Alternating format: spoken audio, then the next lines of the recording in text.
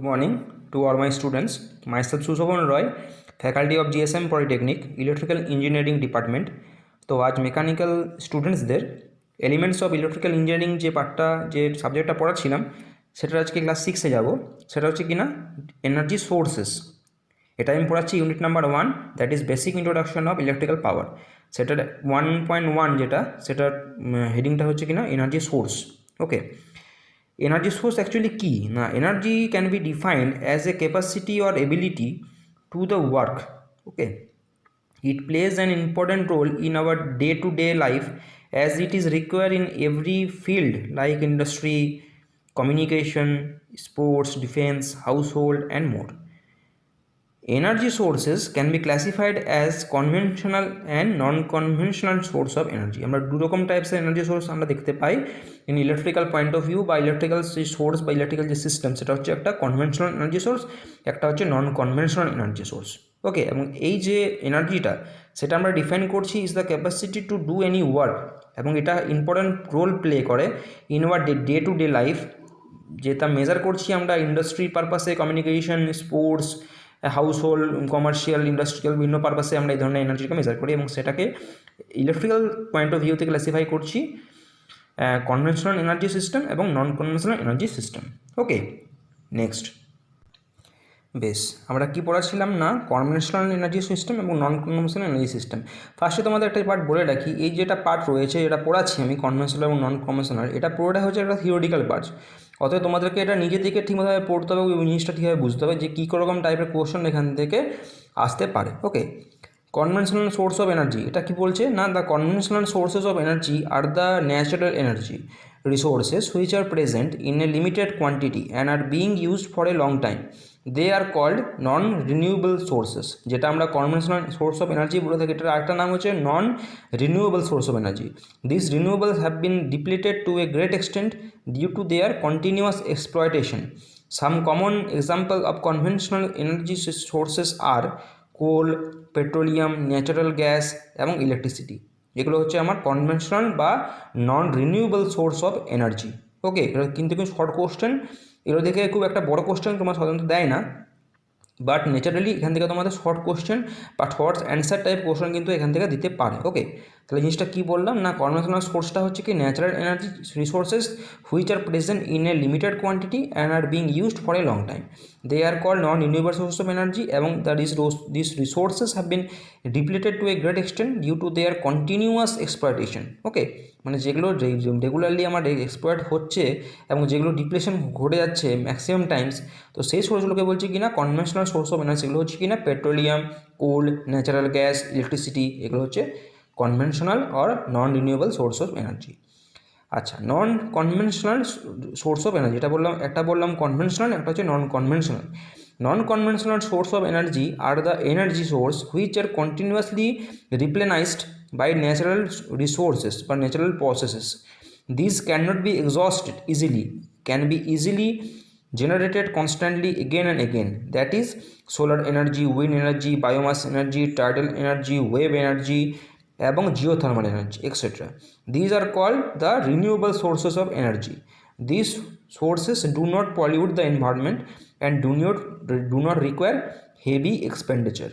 Okay, non conventional energy সোর্সগুলো হলো সেইগুলোই যেগুলো সোর্সগুলো আমরা সাধারণত কন্টিনিউয়াসলি রিপ্লেনাইজ হয় এবং ন্যাচারাল প্রসেসগুলোকে সাধারণত ঠিক রাখে, এবং এই সোর্সগুলো এক্সস্টেড খুব কম মাত্রায় হচ্ছে বিকজ এগুলো জেনারেলি কনস্ট্যান্টলি জেনারেটেড হয়ে থাকে এগেন অ্যান্ড এগেন মাত্রায়, মানে পুনরায় এটা মানে কী বলবো পুনরায় এটা জেনারেট হয়। সেগুলো হচ্ছে কি না solar energy, sunlight, okay, tidal energy, wave energy, tidal energy, biomass energy, wind energy, geothermal energy, এগুলো সবগুলোই হচ্ছে একটা করে রিপ্লেনাইজ টাইপ অফ সোর্স এবং এগুলো অলওয়েজ জেনারেট হয় এগেন।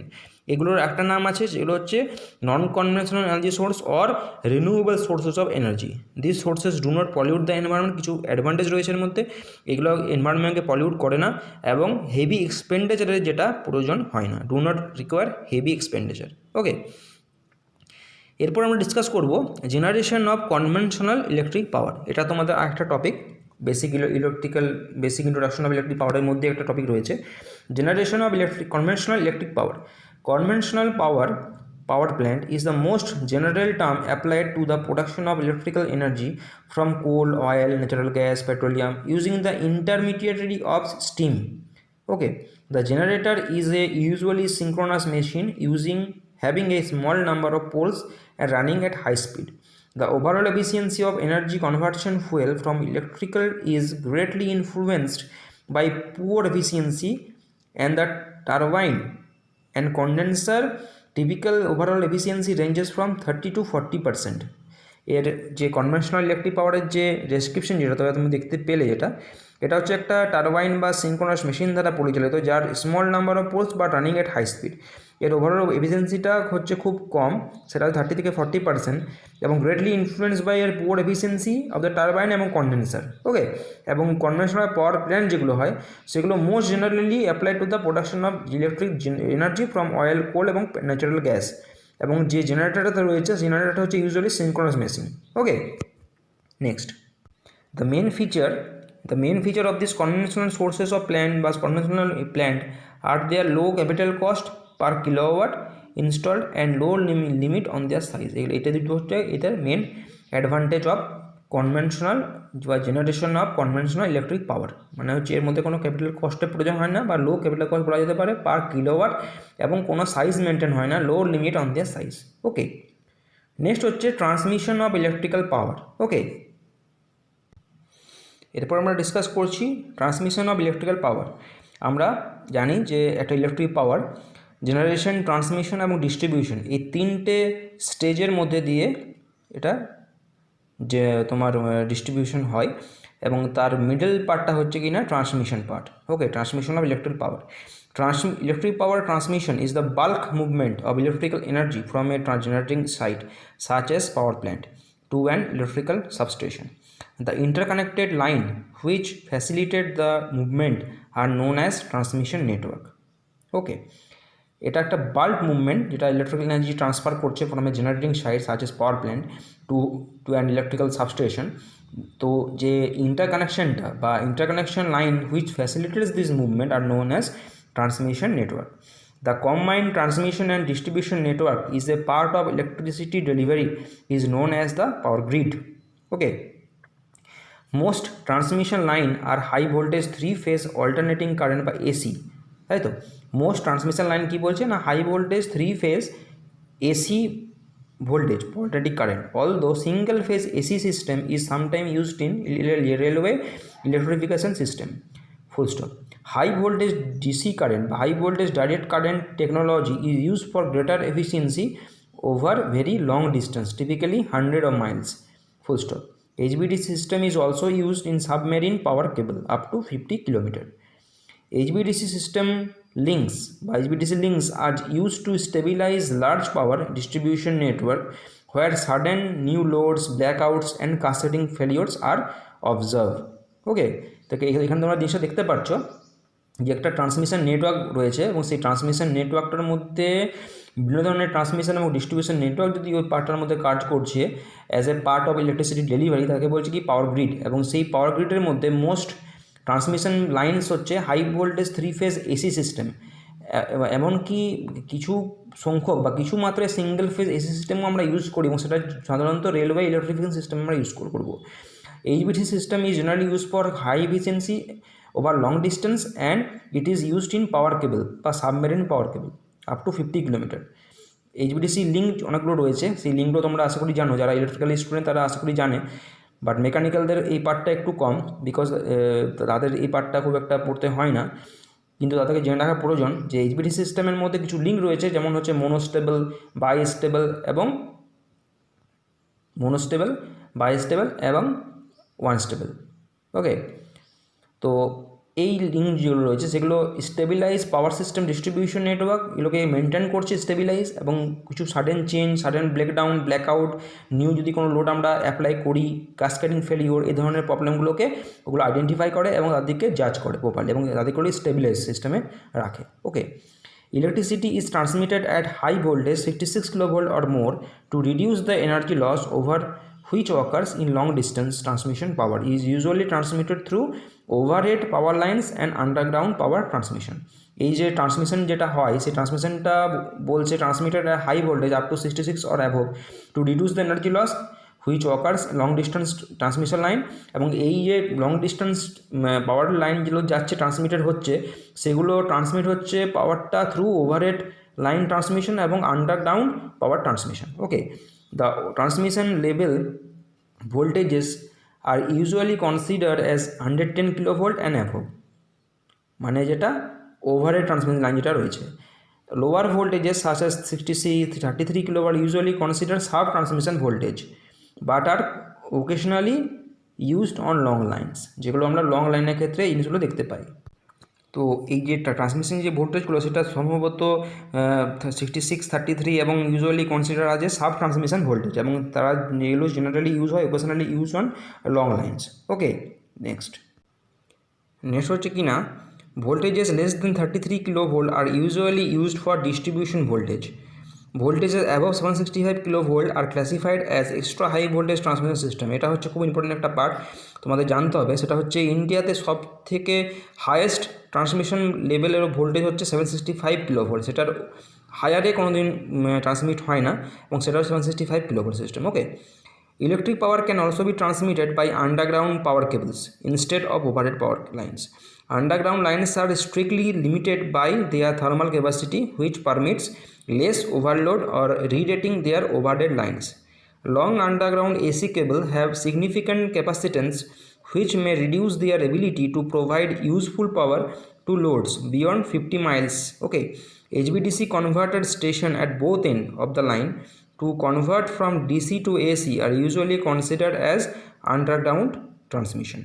ওকে, এটা হচ্ছে আমার আন্ডারগ্রাউন্ড সিস্টেমের বা আন্ডারগ্রাউন্ড সাবস্টেশনের জন্য বা আন্ডারগ্রাউন্ড ট্রান্সমিশনের জন্য একটা পার্ট, সেটা সম্ভবত জেনারেলি ইউজ করা যায় না because of their significant capacitance which may reduce their stability, এবং সেটা provide useful power to less beyond 50 miles. HVDC converter station এগুলো ইউজ করা যায় at both end of the power cables বা power lines to convert DC to AC through converters, এবং it is generally considered as underground transmission. Okay, এরপর আমরা consider করব distribution of electric power. এটা হলো ট্রান্সমিশনের ক্ষেত্রে, এটা হচ্ছে ডিস্ট্রিবিউশন অফ ইলেকট্রিক পাওয়ার। আচ্ছা, electric power distribution is a final stage in the delivery of electrical power. It carries the electricity from the transmission system to the individual consumer. Okay, generation থেকে up to transmission হয়ে up to যখন distribution লেভেলে আসছে তখন সেই distribution লেভেলে কাজ হচ্ছে is the final stage in the delivery electric power. It carries the electricity from the transmission system to the individual customer. Distribution substation connect to the transmission voltage to medium voltage ranging between 2 kilovolt and 35 kilovolt with the use of transformer. Primary distribution line carry this medium voltage power to distribution transformer, and it again lower the voltage to the utilization voltage used for lighting, industrial equipment, commercial purpose and household appliances. ওকে, এটা হচ্ছে আমার ডিস্ট্রিবিউশনকে দুভাগে divide করছে। এটা হচ্ছে একটা primary distribution, একটা হচ্ছে সেকেন্ডারি ডিস্ট্রিবিউশন। ওকে, এবং সেই ভোল্টেজটা রেঞ্জ করছে 2 কিলোভোল্ট থেকে 35 কিলোভোল্ট পর্যন্ত, যেটা কি না ইউজ করছে একটা ডিস্ট্রিবিউশন ট্রান্সফর্মারের জন্য। যে ডিস্ট্রিবিউশন ট্রান্সফর্মারটা আমার লোয়ার দ্য মিডিয়াম ভোল্টেজ একটা রেঞ্জের একটা ভোল্টেজ রয়েছে, সেটাকে আমি স্টেপ ডাউন করে সেই ভোল্টেজটাকে আমি ট্রান্সমিট করছি টু দ্য ইউটিলাইজেশন ভোল্টেজ, যেটা ইউজ করছে lightning, commercial purpose, domestic purpose, house hold activities, industrial appliances বা বিভিন্ন ধরনের ইন্ডাস্ট্রিয়াল ইকুইপমেন্ট, সেসব জায়গায় আমরা এই ধরনের ডিস্ট্রিবিউশন অফ ইলেকট্রিক পাওয়ারটা ডিস্ট্রিবিউট করে থাকি। ওকে, এবং সেক্ষেত্রে একটা ইম্পর্টেন্ট পার্ট হচ্ছে কিনা এই যে ডিস্ট্রিবিউশন সাবস্টেশন, এটাই হচ্ছে একটা মেন পার্ট যেটা কানেক্ট করছে to the transmission voltage to medium level voltage ranging between 2 kilovolt 35 kilovolt. Okay, এরপর আমরা ডিস্ট্রিবিউট করব প্রাইমারি ডিস্ট্রিবিউশন এবং সেকেন্ডারি ডিস্ট্রিবিউশন। ওকে, প্রথমে হচ্ছে কি না primary distribution. Primary distribution voltages range from 4 kilovolt to 35 kilovolt phase to phase. Only large consumer বা customer are fed directly from the distribution voltage. Okay, সবাই কিন্তু apply করতে পারবে না, শুধুমাত্র যারা লার্জ কাস্টমার সেই ক্ষেত্রে তারাই কিন্তু এটা অ্যাপ্লিকেবল হবে, এবং সেক্ষেত্রে ভোল্টেজটা হচ্ছে কত না 4 কিলোভোল্ট থেকে 35 kilovolt phase to phase system কিন্তু। Only large consumer are fed directly from distribution voltage. Okay, next এটা হচ্ছে এই পার্টটা হচ্ছে ডিস্ট্রিবিউশন সিস্টেমে most utility customers are connected to a transformer which reduce the utilization voltage, supply voltage distribution, okay, আচ্ছা, এই distribution network যেটা বা প্রাইমারি ডিস্ট্রিবিউশন যেটা ডিভাইড করছে into two types, that is radial network আর একটা হচ্ছে রিংমেন নেটওয়ার্ক। এগুলো তোমাদের বিশদ জানার প্রয়োজন নেই, তোমাদের যে জানতে হবে জাস্ট যে ডিস্ট্রিবিউশন নেটওয়ার্কটা কীভাবে ডিভাইড করছে বা কত ভাগে ডিভাইড করছে। সেটা হচ্ছে একটা রেডিয়াল নেটওয়ার্ক, এটা হচ্ছে তোমার ডিস্ট্রিবিউশন বা রিংমেন নেটওয়ার্ক। ওকে, নেক্সট হচ্ছে কি না সেকেন্ডারি ডিস্ট্রিবিউশন। এটা কি হচ্ছে না, most of the secondary distribution are 240 volt system, 220 volt system and 100 to 120 volt system are generally used in 50 hertz frequency system. আমরা জেনারেলি জানি যে ইন্ডিয়ার যে কন্ডিশন যেটা সেটা হচ্ছে 50 হার্টজ সিস্টেম। ফ্রিকোয়েন্সি মিনস হচ্ছে the number of cycle completed in 1 second is called frequency, its unit is hertz or cycle per second. Okay, তো সেকেন্ডারি ডিস্ট্রিবিউশন যেটা সেটা হচ্ছে একটা প্রাইমারি থেকে যে পার্টটা ট্রান্সমিশন হয়ে বা প্রাইমারি ডিস্ট্রিবিউশন হয়ে যেটা বেরোচ্ছে আমার, সেটা হচ্ছে সেকেন্ডারি ডিস্ট্রিবিউশন এবং সেই ভোল্টেজটা রেঞ্জ করছে 220 থেকে 240 এবং 100 থেকে 120 volt system are generally use, এবং সেটা ফ্রিকোয়েন্সি অবশ্যই কিন্তু হচ্ছে 50 hertz or 400 volt 3 phase for residential and light service are generally used. এগুলো হচ্ছে for generally নর্থ আমেরিকা বা American purpose for their 60 hertz frequency system are allowed or it is generally used in American system, North America. Okay, 400 volt 3 phase power for secondary distribution is only used in North America or American system in 60 hertz frequency level. Okay, তো এগুলো হলো আমার basic introduction of electric পাওয়ার। তোমরা আশা করি খুবই উপকৃত হলে এই চ্যাপ্টারগুলো পড়ে জাস্ট তোমাদের ইন্ট্রোডাকশনটা জানতে এবং কিছু থিওরিক্যাল পার্ট রয়েছে, থিওরিক্যাল পার্টগুলো তোমাদের পড়ে দিলাম এবং কিছু ম্যাথ ছিল সেই ম্যাথগুলো তোমাদের করে দিলাম। ওকে, তো আরও কিছু প্রবলেম থেকে থাকবে সেগুলো তোমাদের আমি নেক্সট ক্লাসে করাবো। যদি কারোর কোনো প্রবলেম থেকে থাকে, তোমরা রেগুলারলি ক্লাসগুলো অ্যাটেন্ড করছো, প্রবলেম থেকে থাকলে তোমরা অবশ্যই আমাকে ইউটিউবে জানাবে কমেন্ট বক্সে কমেন্ট করে, অথবা হোয়াটসঅ্যাপে মেসেজ করবে বা ফোন করে আমাকে জানাবে। ওকে, তো আজকের মতো এখানেই। আশা করি তোমরা সকলে সুস্থ আছো এবং রেগুলারলি ক্লাসগুলো অ্যাটেন্ড করেছো। Thank you.